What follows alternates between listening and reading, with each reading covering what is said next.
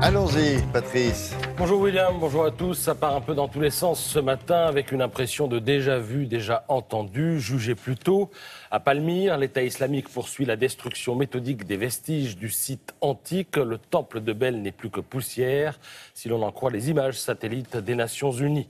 En Chine, l'économie fait plus que tout sauter. C'est mauvais pour la bourse, mauvais pour la croissance. On connaît le refrain, il est à la une des Échos.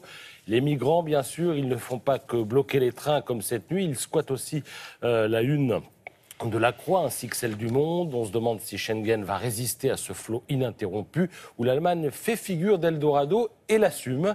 Il est vrai, nous explique la Croix, que les bonnes performances de l'économie allemande et son besoin structurel de main-d'œuvre lui donnent les moyens, voire l'obligation d'être généreuse. Et puis, cela va de soi, une journée d'infos sans histoire de gros sous laisserait un goût inachevé. C'est pourquoi le parachute doré de Michel Combes, le patron d'Alcatel, part en torche à la une de Libération. À ce propos, ce n'est que lamentation ce matin. Libé regrette que François Hollande ait abandonné sa promesse de réguler les méga bonus, mais en a-t-il jamais eu les moyens, voire l'intention ? Et l'opinion, pourtant peu suspect de faire la leçon au patron, se fend d'un édito Michèvre-Michou où il est question de bon sens, sans qu'on sache si le bon sens en question recouvre un sens de la mesure. En attendant, Michel Combes inspire les dessinateurs. Regardez, vous avez CAC à la une de l'opinion. Alors vous avez Michel Combes qui dit « c'est l'avantage du haut débit, j'en suis à 14 mégas ». Octet, lui demande-t-on ? Non, euros.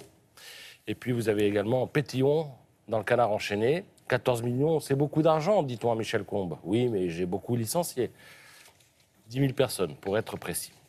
Alors, puisqu'on est avec le Canard, on va y rester. Regardez, la Commission européenne doit communiquer, vous le savez, la plupart des documents aux citoyens qui en font la demande, en bonne et due forme. Une association a récemment demandé des documents sur les relations que Bruxelles entretient avec l'industrie du tabac. Et voilà ce qu'elle a reçu.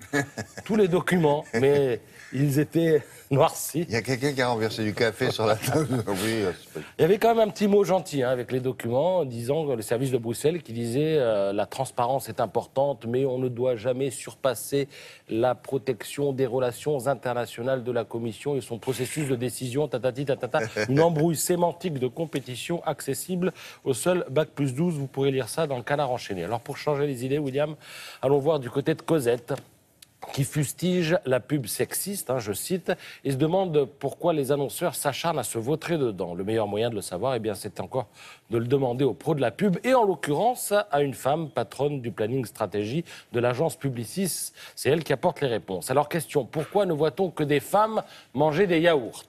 Réponse, plus les produits sont dérisoires, plus ce sont les femmes qu'il faut convaincre, parce que 80% des tâches ménagères leur incombent, et ça inclut les courses. Question, pourquoi les pubs pour les slips, pour hommes, montrent-elles des hommes aux traits délicats ?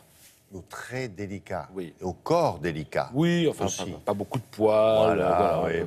Alors, réponse, plus de 4 hommes sur 10 sont slipodépendants, c'est-à-dire qu'ils n'achètent pas leurs sous-vêtements sans une femme à leur côté. Oui. Combien ? 42%, très exactement. Donc les annonceurs choisissent des hommes aux traits fins et aux traits doux pour que ça plaise davantage aux femmes, qui, paraît-il, ne sont pas loin de l'homme quand il achète ses slips. Question, pourquoi les cosmétiques pour les hommes ne protègent-ils pas la peau ? Pourquoi les cosmétiques pour les hommes ne protègent-ils pas la peau ? Alors, réponse de Madame Pub. Après enquête, ils se sont aperçus que les hommes avaient besoin du feu du rasoir pour ressentir cette dimension de combat, je la cite, et ensuite seulement soulager la peau avec un autre produit, genre, repos du guerrier. Je me fais mal et ensuite je me soigne. Voilà, je ne sais pas si les annonceurs et les pubards ont des excuses, mais il faut reconnaître qu'ils ont des arguments et ils sont tous dans Cosette ce mois-ci. Bon, merci beaucoup.